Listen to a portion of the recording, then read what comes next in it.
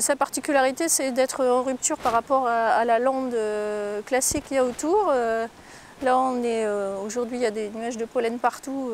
Là, il n'y en a pas. On est dans un milieu forestier, on est sur une veine d'argile. On a du relief, ouais. Et on a la rivière en bas et on a une zone marécageuse avec toute une série de sources qui convergent en fait et puis qui traversent plus ou moins toute cette zone. 12, 13, plus le monsieur 14. Et il m'en manque 4. Les plantes qu'on va voir le plus et puis qui finalement étaient beaucoup utilisées, ce sont les arbres, hein, puisque là ils sont présents de manière variée. Là on est dans un milieu forestier, mais il y a une bonne dizaine d'espèces d'arbres et d'arbustes. Donc là-dedans il y a les aulnes, il y a le saule. Le saule, c'est quand même la plante dont a été tirée l'aspirine. Hein.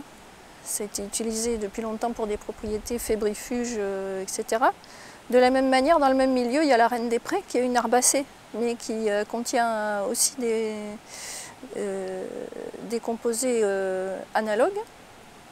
Donc là, tout le monde à peu près connaît l'utilisation des fleurs de tilleul en infusion et en cuisine. Voilà. Il va y en avoir là sur une veine d'argile. Une fois qu'elle est acclimatée. Ouais, oui, oui.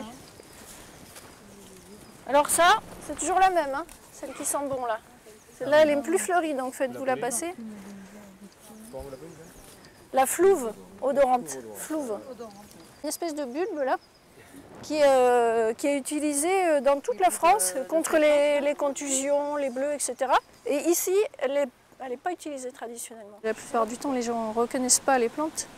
Et éviter les problèmes de confusion s'ils veulent utiliser les plantes médicinales, eux, de manière très facile, ils vont trouver sur les bouquins ou sur internet des utilisations, mais par contre reconnaître la plante tant qu'on ne l'a pas fait en vrai, tant qu'on ne l'a pas vue en vrai, tant qu'on ne vous a pas dit là vous pouvez confondre avec celle-là, c'est pas évident. Donc l'aubépine, ça d'ici une semaine, 15 jours, vous allez la repérer à l'odeur. Ça sent le miel, ça sent très bon. Et ça, c'est une plante qui était réputée protectrice.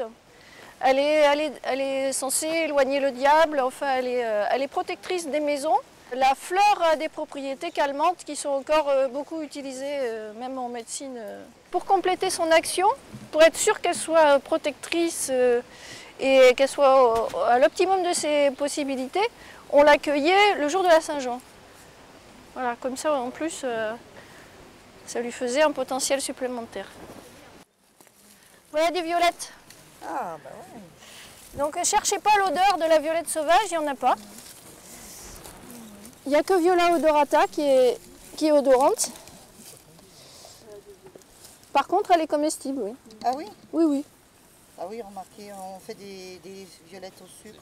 Oui, mais c'est avec Viola odorata qu'on fait les violettes au sucre. Ouais. Après, il y a une autre violette qui est médicinale, c'est Viola tricolore, c'est ce qu'on appelle la pensée sauvage.